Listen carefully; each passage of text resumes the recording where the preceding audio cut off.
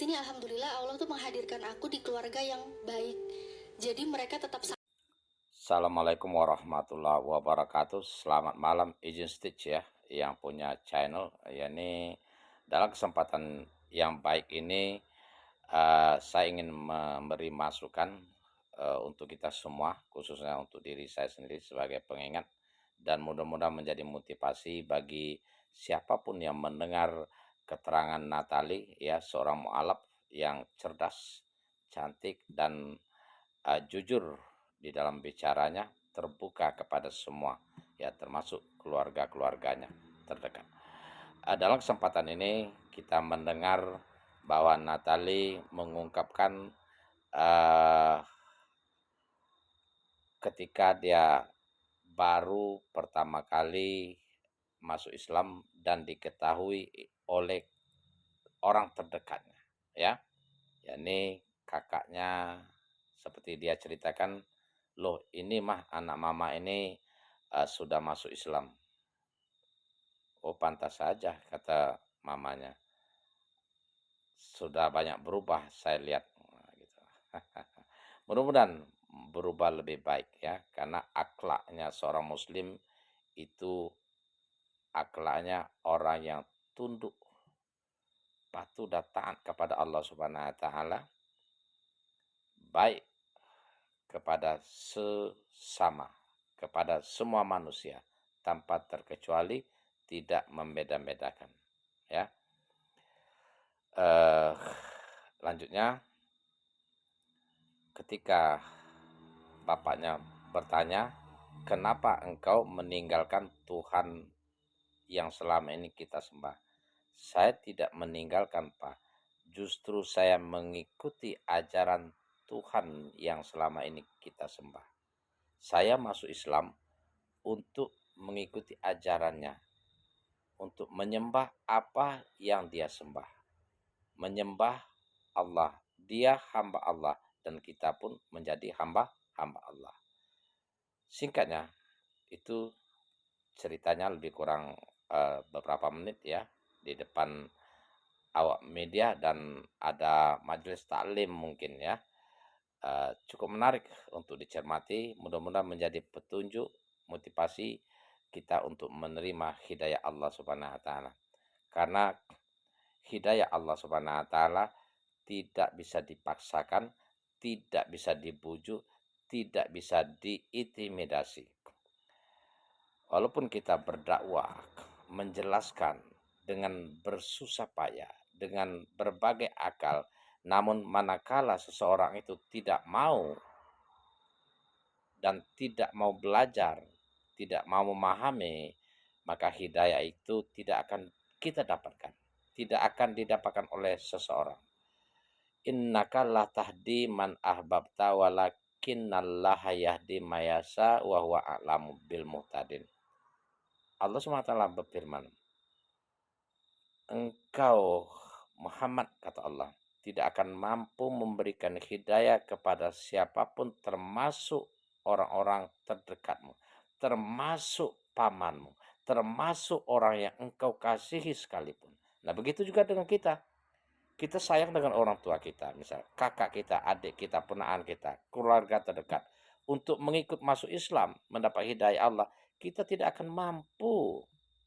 Karena sudah Allah SWT peringatkan, ya, di dalam surah Al-Qasas ayat 56 kalau nggak salah.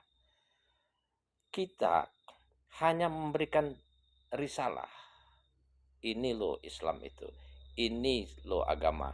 Ini loh yang harus kita sembah. Ini cara beribadah kepada Allah Subhanahu wa taala. Gitu. Ini akibat dan konsekuensi manakala kita tidak beriman kepada Allah Subhanahu wa taala. Ini sebagai ganjaran manakala kita beriman kepada Allah Subhanahu wa taala dan mengerjakan amal soleh. Kita hanya menjelaskan begitu. Karena hanya Allah yang tahu orang ini atau siapapun yang mau menjemput hidayah. Dan hanya Allah yang tahu siapa yang pantas menerima hidayah itu. Jadi Natali, alhamdulillah, banyak-banyak bersyukur ya, bertasbih, memuji Allah Subhanahu wa taala, karena engkau sudah menjadi manusia pilihan Allah Subhanahu wa taala yang layak menurut Allah menerima hidayah Allah Subhanahu wa taala. Pertahankan, mudah-mudahan istiqomah, dan menurut janji Allah pasti masuk surga. Karena Allah Subhanahu wa taala berfirman di dalam surah An-Nisa ayat 122, wallazina amanu wa amilus solihati sanudkhilhum jannatin tajri min tahtihal anharu khalidina fiha abada. Wa'dallahi haqqo wa man asdaku minallahi qila. Apa kata Allah? Sesungguhnya orang-orang yang beriman mengerjakan amal soleh akan dimasukkan ke dalam surga yang begitu indah, mengalir sungai-sungai di dalamnya dengan penuh kenikmatan. Apa yang kita mau ada sebagai balasan dari Allah Subhanahu wa taala. Janji Allah itu pasti, kata Allah. Dan siapa perkataan yang lebih benar kecuali Allah Subhanahu wa taala?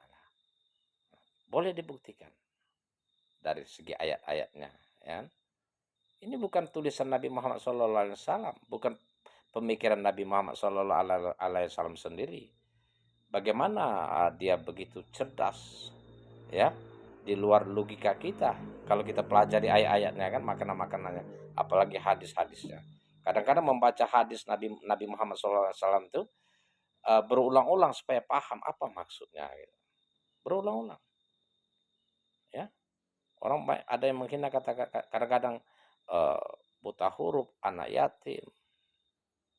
Tapi Allah Subhanahu wa taala yang mengajari. Ya, oke, beruntung sekali ya Natalia. Jadi bersyukur sekali sudah masuk agama Allah, ya. Inad dina indallahil Islam. Tidak ada agama kecuali Islam yang diridhoi Allah Subhanahu wa taala, yang Allah Subhanahu wa taala legalitaskan, sempurnakan untuk umat manusia, ya. Yang katanya Allah, ya, wa may yabtaghi ghairal islami dinan fala yuqbala min wa huwa fil akhirati minal khosirin. Barang siapa mencari agama selain Islam, memeluk agama selain Islam yang bukan diridhoi oleh Allah Subhanahu wa taala, maka dia akan rugi dan celaka, dan di akhirat nanti akan menjadi orang yang tersiksa, tentu menyesal. Maka sekali lagi, saudaraku sebangsa dan setanah air, ataupun yang berada di luar negeri, baik orang Barat, Jerman, Amerika, manakala mendengar video singkat saya ini, selagi ada kesempatan, bertobat dari menyembah selain Allah, kembali kepada Allah Subhanahu wa taala. Ingat, hidup kita akan berakhir. Kapan kita mati, kita tidak tahu. Selagi ada kesempatan, sehat akal kita, masuklah Islam. Login. Iya. Ya. Kenapa kita harus bersyukur, mengucapkan alhamdulillah? Karena bahayanya kalau kita menyekutukan Allah, tidak menyembah Allah sebagai Tuhan kita, tidak mengikuti ajaran Nabi Muhammad SAW, maka kita akan celaka. Ya, celaka. Kenapa?